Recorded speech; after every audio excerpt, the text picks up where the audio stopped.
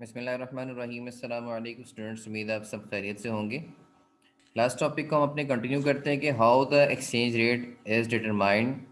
Demand and supply इस पे effect होते थे और डिमांड एंड सप्लाई पे कौन से फैक्टर असरअंदाज होते हैं उनको हम डिस्कस कर रहे थे। सबसे पहले हमने इकोनॉमिक ग्रोथ पढ़ा, उसके बाद हमने इन्फ्लेशन और इंटरेस्ट रेट के बारे में पढ़ा, और नेक्स्ट अभी जो है हम मार्केट साइकोलॉजी के ऊपर बात कर रहे थे। मार्केट साइकोलॉजी बेसिकली इन्वेस्टर्स का डिफरेंट बिहेवियर है, ठीक है जी। इन्वेस्टर डिफरेंट सिचुएशन में डिफरेंट बिहेवियर जो है वो प्ले करते हैं।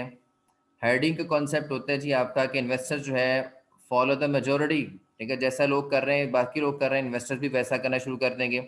इसको कहते हैं ट्रेंड को फॉलो करना, ठीक है। जब इन्वेस्टर्स ट्रेंड को फॉलो करेंगे, जैसा दूसरे लोग कर रहे हैं वैसा वो करना शुरू कर देंगे, इसको हम हेडिंग का कॉन्सेप्ट कहेंगे, ठीक है। दूसरा कॉन्सेप्ट इसमें होता है जी मोमेंटम ट्रेडिंग का। इन्वेस्टर ने देखा जी स्टॉक एक्सचेंज में प्राइसेस बढ़ रही हैं, तो उन्होंने जो है स्टॉक को खरीदना शुरू कर दिया, और उन्होंने देखा जब स्टॉक एक्सचेंज में प्राइसेस कम हो रही तो उन्होंने इसको बेचना शुरू कर दिया। इस कॉन्सेप्ट को हम मोमेंटम ट्रेडिंग कहेंगे, ठीक है। तो इस कॉन्सेप्ट की वजह से मुल्क की जो करेंसी है उस पर भी ये चीज़ें असरअंदाज होंगी। एक कॉन्सेप्ट होता है फॉरेन डायरेक्ट इन्वेस्टमेंट का, ठीक है। जो बाहर के लोग आपकी कंट्री में जो इन्वेस्टमेंट कर रहे होते हैं उसको हम फॉरेन डायरेक्ट इन्वेस्टमेंट कहते हैं, ठीक है जी। तो अगर लोगों को पता लगेगा, फॉर एग्जांपल अगर मुल्क में हालात अच्छे नहीं हैं, कारोबारी हालात अच्छे नहीं हैं या पॉलिटिकल प्रेशर्स आ रहे हैं, तो लोग ऐसे कंट्री में इन्वेस्टमेंट नहीं करना चाहेंगे, ठीक है। इस कंट्री से वो इन्वेस्टमेंट विदड्रॉ करवा लेंगे, ठीक है। जब किसी भी कंट्री से इन्वेस्टमेंट विदड्रॉ करवाई जाती है तो उस करेंसी की डिमांड कम हो जाती है, और जिसकी वजह से उस करेंसी के एक्सचेंज रेट पे असर पड़ता है, ठीक है।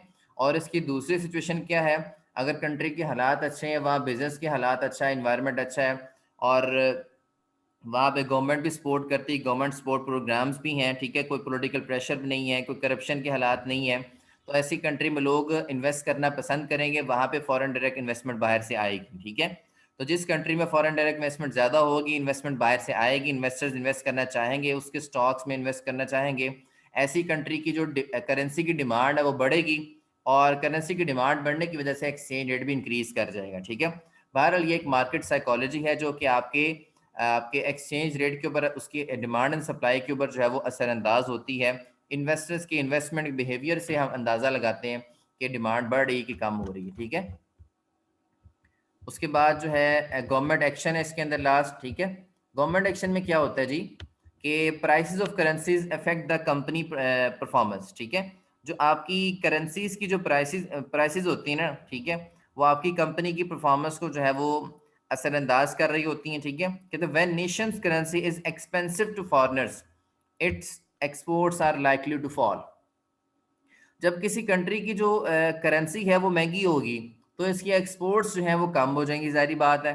पाकिस्तान की अगर करेंसी महंगी है तो लिहाजा इसकी जो एक्सपोर्ट है बाहर की मार्केट में वो डिक्रीज हो जाएंगी, और अगर पाकिस्तान की करेंसी अगर सस्ती होगी तो जो इसकी एक्सपोर्ट्स हैं वो बाहर जो है वो ज़्यादा हो जाएंगी, ठीक है। तो इस तरह के हालात भी फेस करने पड़ सकते हैं कि मतलब जो है गवर्नमेंट को एक्शन लेना पड़ता है यहाँ पे, ठीक है। कि जब नेशन करेंसी जो है वो एक्सपेंसिव हो तो एक्सपोर्ट चूंकि डिक्रीज हो रही, तो इन एक्सपोर्ट्स को बढ़ाना भी तो है ना, किसी तरीके से वापस भी तो लेके आना है ना।